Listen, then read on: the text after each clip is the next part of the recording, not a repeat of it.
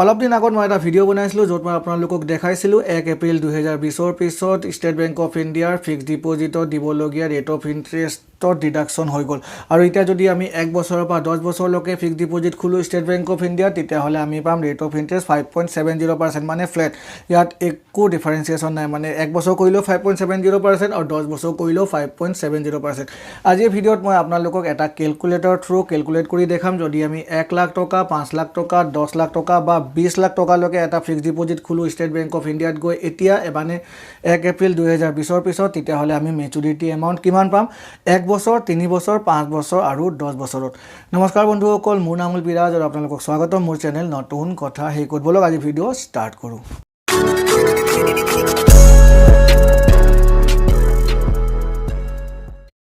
এয়া হৈছে state bank of ইণ্ডিয়াৰ ফিক্সড ডিপ'জিট কেলকুলেটাৰ, যাৰ দ্বাৰা মই আপোনালোকক কেলকুলেট কৰি দেখাম maturity amount state bank of ইণ্ডিয়াৰ এফডিত কিমান টকা আমি পাম যদি আমি 1 লাখ টকা, 5 লাখ টকা, 10 লাখ টকা আৰু 20 লাখ টকাৰ ফিক্সড ডিপ'জিট খোলোঁ এতিয়া ষ্টেট বেংক অফ ইণ্ডিয়াত গৈ। প্ৰিন্সিপাল এমাউণ্ট 1 লাখ টকা পটাপট দি দিওঁ। ইয়াত 1 লাখ টকা দি দিলোঁ। ৰেট অফ ইণ্টাৰেষ্ট হয় 5.70% ষ্টেট বেংক অফ ইণ্ডিয়াৰ 1 বছৰ। ইয়াত হ'ব ইয়াৰ আৰু কম্পাউণ্ডেড কোৱাৰ্টাৰলি কেলকুলেট কৰোঁ। কেলকুলেট কৰিলে 1 বছৰত এতিয়া আমি পাম মেচুৰিটি এমাউণ্ট 1,05,823 মানে 5,823 টকা এজ এ ইণ্টাৰেষ্ট এমাউণ্ট পাই যাম 1 লাখ টকাৰ 1 বছৰৰ ফিক্সড ডিপ'জিটত। 3 বছৰৰ যদি 1 লাখ টকা ফিক্সড ডিপ'জিট কৰোঁ 5.70% ছেম ৰেট অফ ইণ্টাৰেষ্ট 1 বছৰ বা 10 বছৰলৈকে। মেচুৰিটি এমাউণ্ট এতিয়া আমি পাই যাম 18,505 টকা এজ এ ইণ্টাৰেষ্ট এমাউণ্ট মানে 1,18,505 টকা।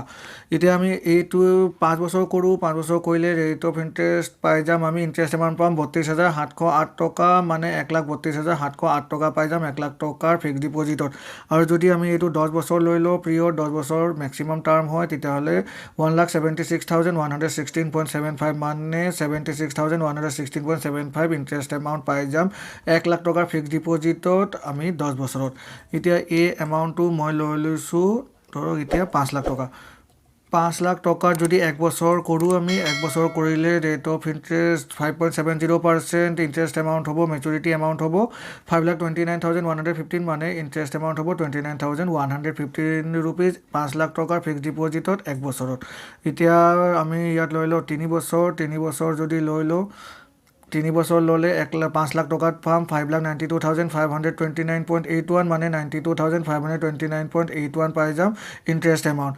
5 বছৰ যদি কৰোঁ 5 বছৰ কৰিলে আমি পাই যাম 1,63,544.92 ইণ্টাৰেষ্ট এমাউণ্ট মানে 5 লাখ টকাত মেচুৰিটি এমাউণ্ট হ'ব 6,63,544.92।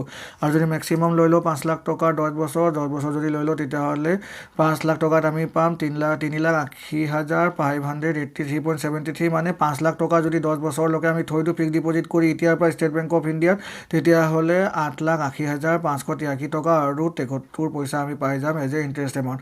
এই 5 লাখটো এতিয়া কৰি লওঁ 10 লাখ। 10 লাখ কৰি লওঁ 1 বছৰ লৈ লওঁ। জল্দি দেখাই আছোঁ নহ'লে ভিডিঅ' বেছি লম্বা হৈ যাব, ব'ৰ হৈ যাব। 10 লাখ টকাত যদি আমি 1 বছৰ থওঁ তেতিয়াহ'লে 10 লাখ টকাত আমি ইণ্টাৰেষ্ট পাই যাম 58,229.99।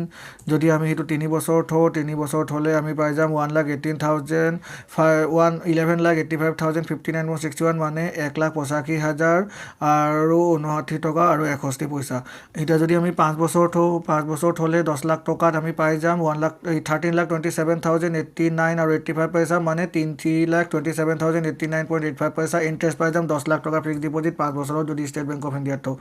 আৰু যদি 10 বছৰ থওঁ তেতিয়াহ'লে 17,61,167.47 মানে 7,61,167.47 পাই যাম ইণ্টাৰেষ্ট এমাউণ্ট 10 লাখ টকীয়া ফিক্সড ডিপ'জিট যদি মেক্সিমাম 10 বছৰলৈকে থওঁ। এতিয়া সেই 10 লাখটো মই কৰি লওঁ 20 লাখ।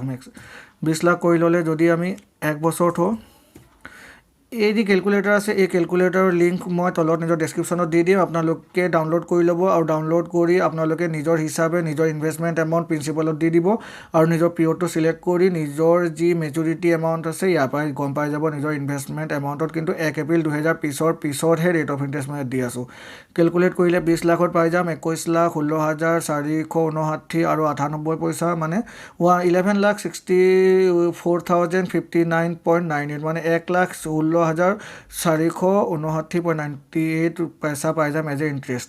3 বছৰ চাই লওঁ। 3 বছৰ যদি কৰোঁ 3 বছৰ কৰিলে পাই যাম 3,70,119.22 ইণ্টাৰেষ্ট মানে 20 লাখত 23,70,119.22 পইচা পাই যাম আৰু যদি 5 বছৰ কৰোঁ 5 বছৰ কৰিলে 20 লাখত পাই যাম 26,54,179.70 মানে 6,54,179.70 পাই যাম এজ এ ইণ্টাৰেষ্ট এমাউণ্ট আৰু মেক্সিমাম যদি 10 বছৰ লৈ লওঁ 20 লাখ টকা তেতিয়াহ'লে পাই যাম 35 লাখ টকা 35,22,334 আৰু 0.94 মানে 94 পইচা মানে 15,22,334 টকা 0.94 পইচা পাই যাম এজ এ ইণ্টাৰেষ্ট এমাউণ্ট য'ত আমি টেক্স পে' কৰিব লাগিব তো এয়াই আছিল 1 লাখ টকা 5 লাখ টকা 10 লাখ টকা আৰু 20 লাখ টকা যদি আমি 1 বছৰ 3 বছৰ 5 বছৰ আৰু 10 বছৰ ষ্টেট বেংক অফ ইণ্ডিয়াৰ যদি ফিক্সড ডিপ'জিটত এতিয়া আমি পইচা ইনভেষ্ট কৰোঁ তেতিয়াহ'লে 1 এপ্ৰিল 2020 পিছত 5.70% ৰেট অফ ইণ্টাৰেষ্টত আমি ইমান টকাই পাম যদি আমি নৰ্মেল চিটিজেন হওক আৰু ইয়াতকৈ অকণমান বেছি পাম যদি আমি চিনিয়ৰ চিটিজেন হয় কাৰণ 0.50% বেছি হয় চিনিয়ৰ চিটিজেনত